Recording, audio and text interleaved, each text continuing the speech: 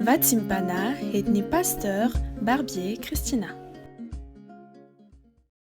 Miaraka batsika tsirairay avy amin'ny anaran'i Jesosy Kristy Tompo avy any Nazareta ry havana, ary dia mbola ampitombony amintsika lalandava ny fahasoavana ombam-piadanana avy amin'Andriamanitra Ray amin'ny alalan'i Jesosy Kristy Tompontsika, ary koa ny fampiraisana miaraka amin'ny fanahy masina. Fifaliana indray ry havana no iaonana amintsika tsirairay avy amin'ny alalan'izao fifandraisana izao. Raha ny lohatenin'ny fampaherezana izay hozaraina aminao amin'izao maraina izao dia mitondra ny lohateny hoe Raha Jesosy no tokintsika dia. Araka izany ary mivelatra manoloana antsika ny soratra masina, ka alohan'izany dia iondrika hivavaka isika. Raha io misaotra anao zahay satria tsy takatrira saina tokoa ny fitiavanao sy ny famonjam-ponao, mankasitraka fa velonay izahay trapamonjena no arovanao tamin'ny tana mahery ny fahavalo, ary dia nafanao ka ndreto izahay tahaka an'ireo olo bovonjy idera sy anome voninahitra ny anaranao Andriamanitra tsara indrindra. Tianay tokoa ianao amin'ny alalan'i Jesosy Kristy zanakao, ary izany no ny andohalian'ny lohalika rehetra ideran'ny lela rehetra anao, satria tsy misy tahaka anao raha io. Iza moa no tahaka anao alfa sy omega, tsara loatra ianao sady mpanao ny tsara ianao. Indray ny famonjam-ponao amin'ny tany rehetra, ka na ny tsara fanahy na ny ratsy fanahy dia nasehonao amin'izao maraina izao ny famonjam-ponao, ka namirapiratra aminay ny hazavanao, manambara ny faharetanao aminay, manambara ny fitiavanao anay tsy lany rehetra, mamondrafo mamela ny elokay tsirairay avy, satria tsy mendrika nanona ny anaranao aza. Miankohaka manoloana amin'ny fahamasinanao Jesosy, ary diovy amin'ny ranao masina ho afaka amin'ny tsy fahamarinana rehetra. Mangetaeta anao zahay, maniry anao zahay, mangataka tompon'ny fananao masina, hampianatra anay, hampahery anay, hanazava ny dianay amin'ny alalan'ny filazan'ny tsara izay sokafanao eo ambany masonay ankehitriny. Koa mitenena Jesosy, mitenena araka ny fombanao ny fanahy masinao, ampianaro zahay ahafahanay tokoa mitombo amin'ny fahalalana tsara an'i Jesosy Kristy Tompo. Idera ny laza ny voninahitra ho anao rery any, ry ilay nipetraka eo amin'ny seza fiandrianana masina sy ny zanak'ondry.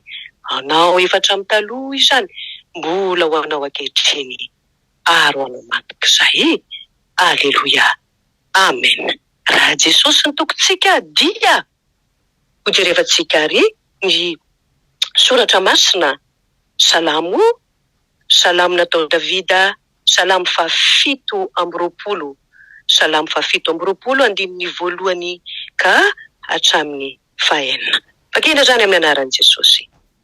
Jehova no fahazavako sy famonjerin'ahy, iza no hatahorako?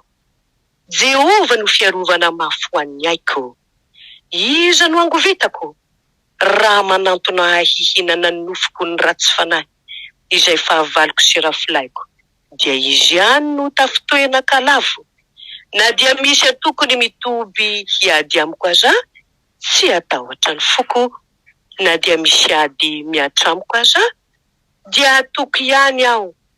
Zavatra iray loha no nangatahiko tamin'i Jehova, izany no tadiaviko, dia nitoetra ao an-tranon'i Jehova amin'ny andro rehetra iainako, mba ho faly mijery ny fahasoavan'i Jehova sy mandinika ny tempolony, fa hanafinay ao an-trano fialofany amin'ny andro fahoriana izy, hampihery ahy amin'ny fierena ao andainy izy, hanandratra ahy ho eny ambonin'ny vatolampy izy, koa dia hisandratra ambonin'ny fahavaloko manodidina ahy ny lohako, ka hanatitra fanatitra hiobina ao andany aho, hihira sy hankalaza any Jehova aho.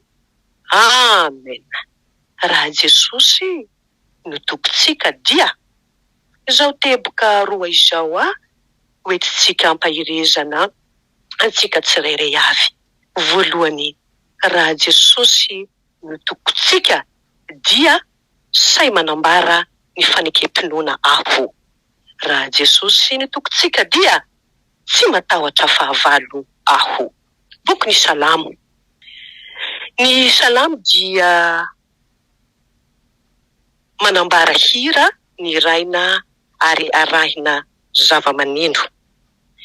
Ny Salamo zany dia boky mirakitra ireo tononkira fanaon'ny Dieu sy ho fiderana an'Andriamanitra sy ho fangataham-pitahiana aminy. Ny hira ny Salamo ny Dieu sy ny fiangonana voalohany. Ary i Jesosy Kristy koa dia ny hira ny Salamo izy. Hitatsika izany any amin'ny marika 4:4-5 any amin'ny anaran'i Jesosy hoe ary rehefa ny hira fiderana izy dia lasa nankany an-tendrombohitry ny Oliva sady napiditra teo amin'ny fampianarany izay voarakitry ny Salamo koa Jesosy. Ary ny vavaka nataony aza izay nataony teo amin'ny hazo fijaliana tamin'ny ora farany alohan'ny hatapitra ny ainy.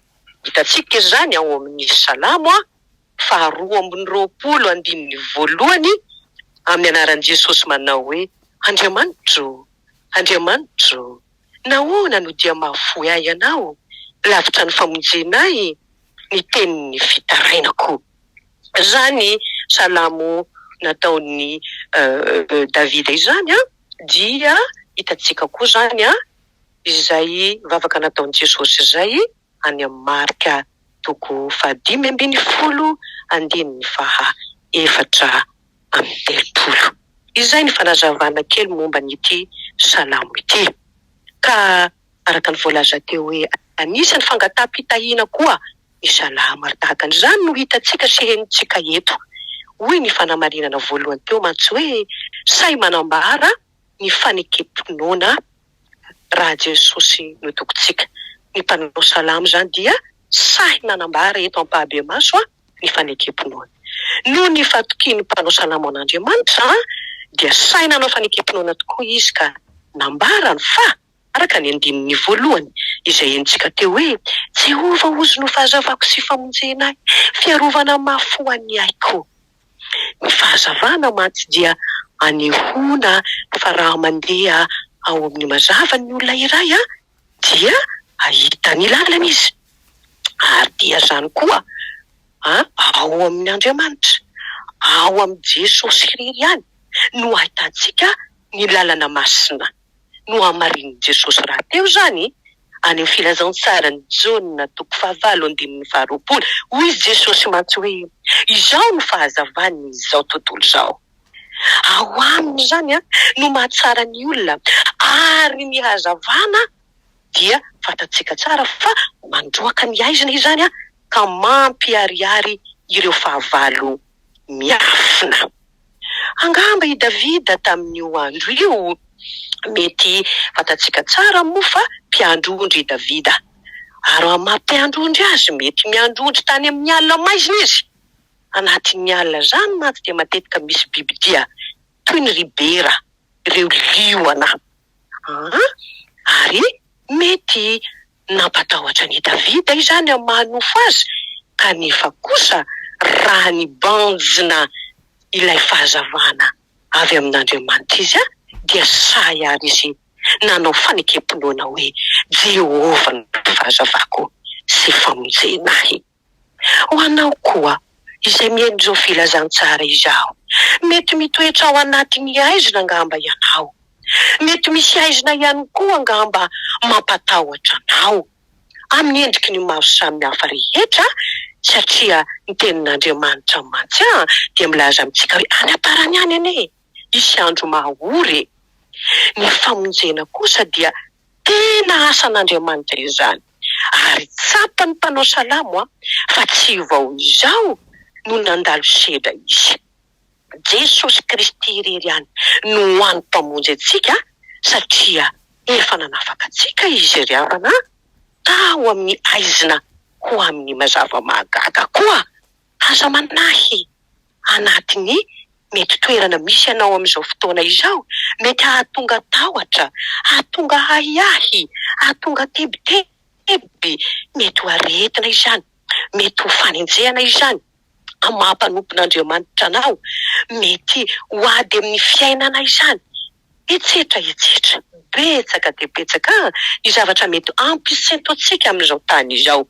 Fa izao, andao ary, andao hametraka ny fatokintsika amin'Andriamanitra, amin'ny Jesosy Kristy, satria izy irery ihany no fahazavantsika sy famonjenantsika. Fantany mpanao salamo mantsy eto, fa tsy mahavita tena ary tsy mahary tena izy manoloana an'izany bera sy lioana zany. Hitantsika koa ny fahavalo izay nifanandrina tamin'ny Davida. Tsy olombelona ny fahavalo, fa ilay Satana izay mampiasa olona ohatra tamin'izany. Ao ilay mpanjaka iray atao hoe Saoly, izay nilofatatra hamono ny ainy. Ao koa i Goliata, izay ranjanana sy matanjaka ny rongom-piadiana. Izany rehetrarehetra izany mety endrikendrika fahavalo amin'ny fiainantsika ihany koa ireny Goliata maro ireny.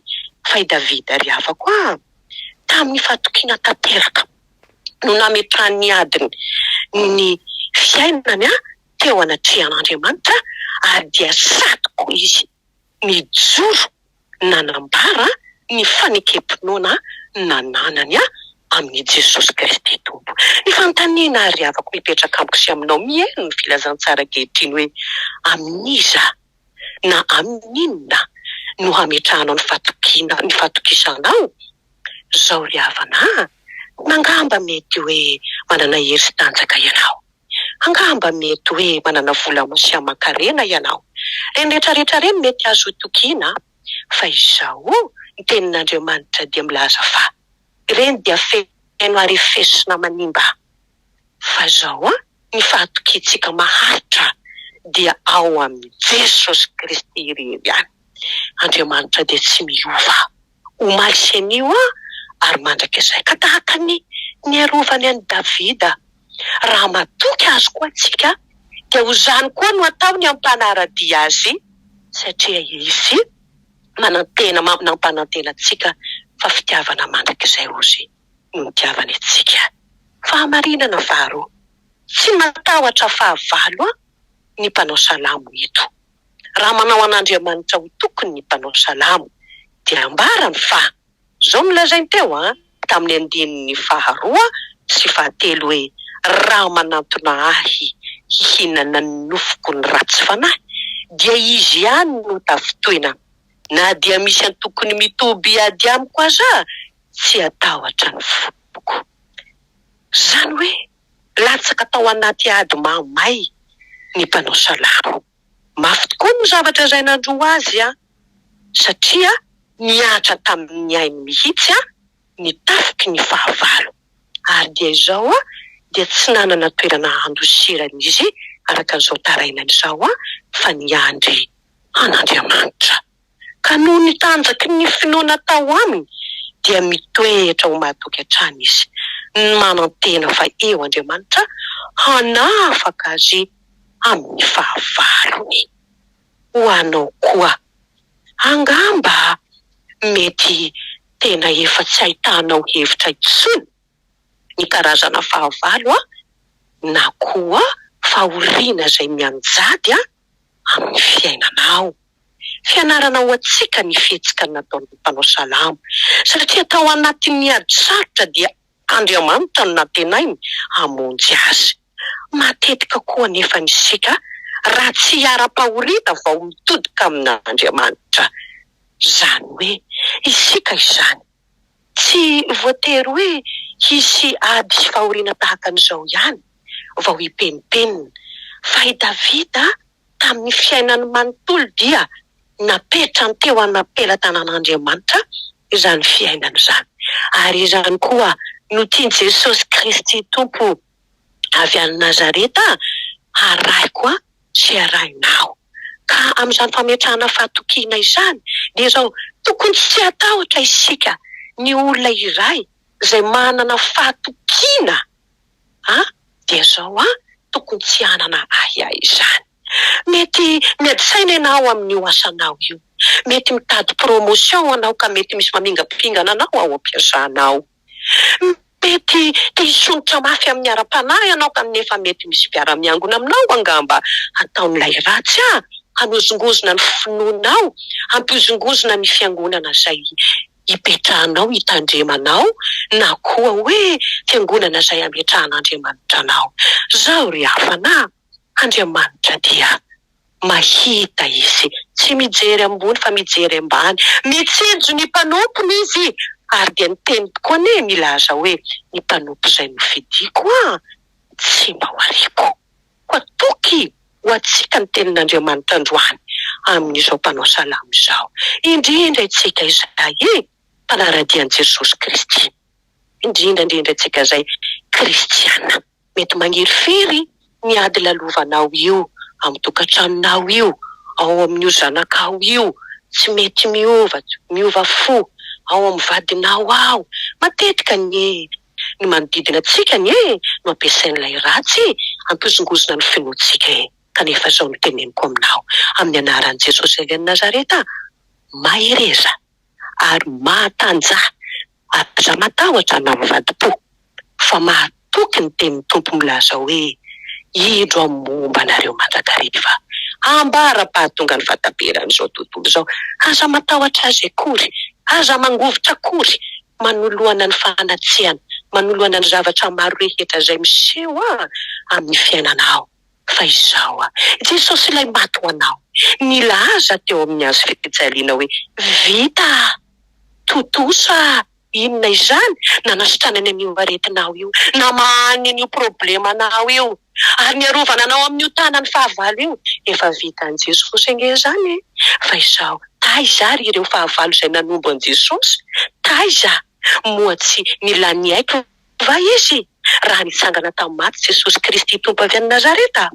Ho anao koa Andriamanitra velona ngeny, Andriamanitra ivavahanao Andriamanitra masiny, Andriamanitra mahery, Andriamanitra mahagaga, Andriamanitra tsy toha. Hainao va izany?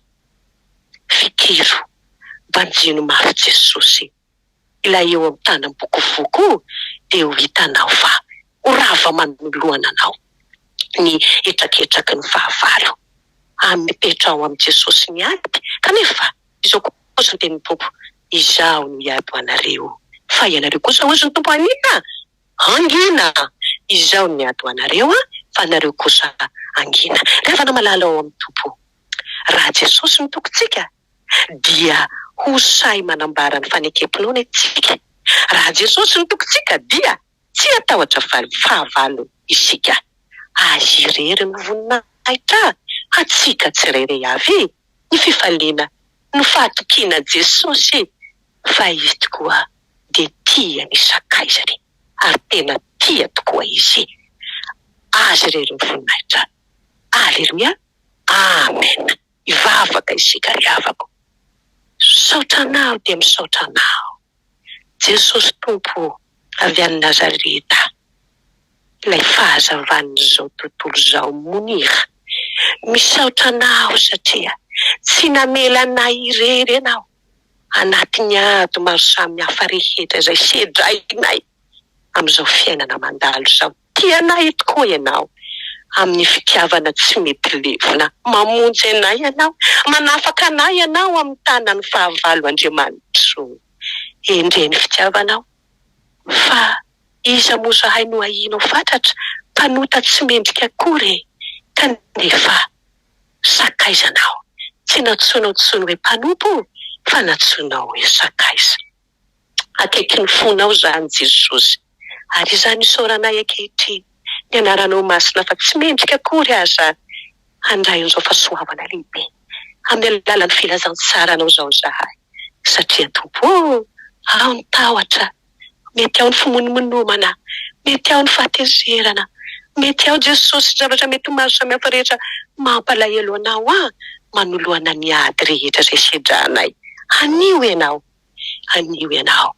tsy tonga mendro fendro anay, tsy tonga Jesosy malala andatsanay, fa tonga kosa anao Tompo hanafaka anay amin'izany rehetra izany, ary hampahery anay, ary nasehonao tokoa fa Andriamanitra tsy miova ianao. Ka io ny tsirairay ary Jesosy amakivaky izao fiainana izao, fiainana misaotra satria Antombotra ny fahatongavanao dia romotra ny fahavalo. Dia tsy iray izany fa ilay Satana izay tsy mitady ratsy hamono, handroba, eny hanala ny ainay mihitsy aza. Kanefa Jesosy iza moa no atahoranay tokoa araka an'izao vavaka nasandatry ny mpanomponao izao tokoa. Iza no hangovitanay, iza no atahoranay. Tsy misy Jesosy raha ianao no momba anay. Ka io tsirairay avy tsofrano Jesosy tsofrano tsofrano ireo mpiotory ny filazantsaranao. Tsofrano Jesosy ireo kristianina. Tsofrano koa Jesosy ireo izay mety ataon'ilay ratsy fitaovana koa. Fa ny teninao tokoa milaza hoe mivavaha ho an'ny fahavalonareo ho ianao. Jesosy tsofrano tsirairay avy ka tanterao aminay tsirairay avy ny teninao Tompo hoe fa ny fitiavan'Andriamanitra ray. Ny fahasoavanao amin'i Jesosy Kristy Tompo. Ny fiadanan'ny Kristy maty ho antsika ny hitoetra amintsika isan'andro. Eno i Tompo. Mifalia mandrakariva ao amin'ny Tompo. Hoy izao indray hoy Paoly. Mifalia. Ho anao Jesosy mipetraka eo amin'ny seza fiandehananao masina sy ny zanak'ondry.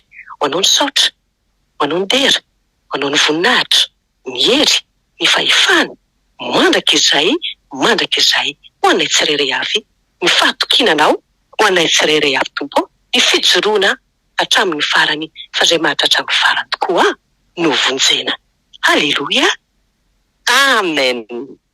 Tahian Jesosy daholo ry afako maheresy. Tiantsika